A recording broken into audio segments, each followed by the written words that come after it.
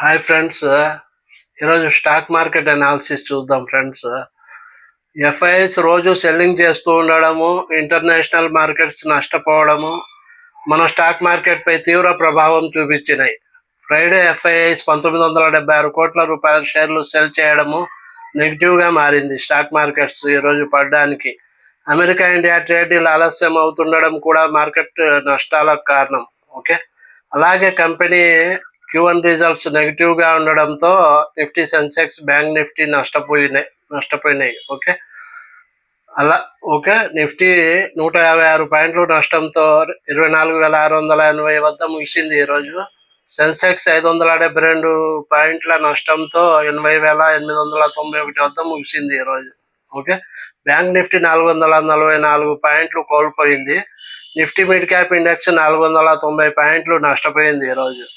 Nifty small cap index 229 పాయింట్లు నష్టపోయింది. India VIX volatility index 12.06 వద్ద ఉంది, 7% పెరిగింది ఈరోజు. ఇండియా విక్స్ పెరగడము స్టాక్ మార్కెట్స్కు మంచిది కాదు. ఓకే, నెగిటివ్ అది. Pharma, FMCG, health care sectors కొద్దిగా లాభపడినాయి ఈరోజు. రియాలిటీ, మీడియా, డిఫెన్స్ సెక్టార్స్ భారీగా నష్టపోయినాయి ఈరోజు. ఓకే, ఇంకా ఎన్ఎస్సిలో 673 స్టాక్స్ పెరిగితే 2043 స్టాక్స్ తగ్గినాయి ఈరోజు. ఇంకా Shriram finance, Cipla, Hero MotoCorp, HUL are Nifty top gainer stocks. Kotak Mahindra bank, Bajaj finance, Wipro, IndusInd bank are Nifty top loser stocks.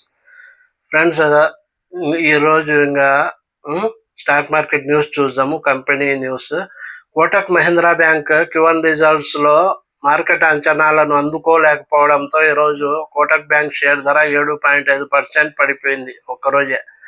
Okay, ఇంకా Tata consultancy services software company ఉంది కదా, దాంట్లో 12,000 మంది ఎంప్లాయీస్ను తొలగిస్తున్నట్టు CEO గారు ప్రకటించిండ్రు ఈరోజు. లేఆఫ్స్ ప్రకటన తర్వాత TCS షేర్ ధర 2% పడిపోయింది ఈరోజు.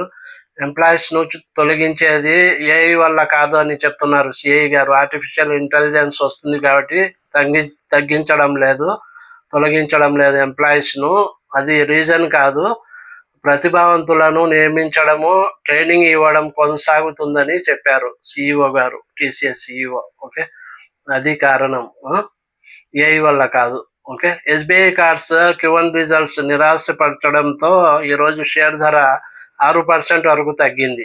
ఓకే, ఇంకా మిడ్ క్యాప్ కేటగిరీకి చెందిన BEML లిమిటెడ్ తమ షేర్ హోల్డర్స్కు 1:2 రేషియోలో స్టాక్ స్ప్లిట్కు ఆమోదం తెలిపినట్లు కంపెనీ ప్రకటించింది. రికార్డ్ డేట్ను త్వరలో ప్రకటిస్తామని కంపెనీ తెలిపింది. ఓకే, ఇది BEML చరిత్రలోనే ఇది మొట్టమొదటి స్టాక్ స్ప్లిట్ ఇది.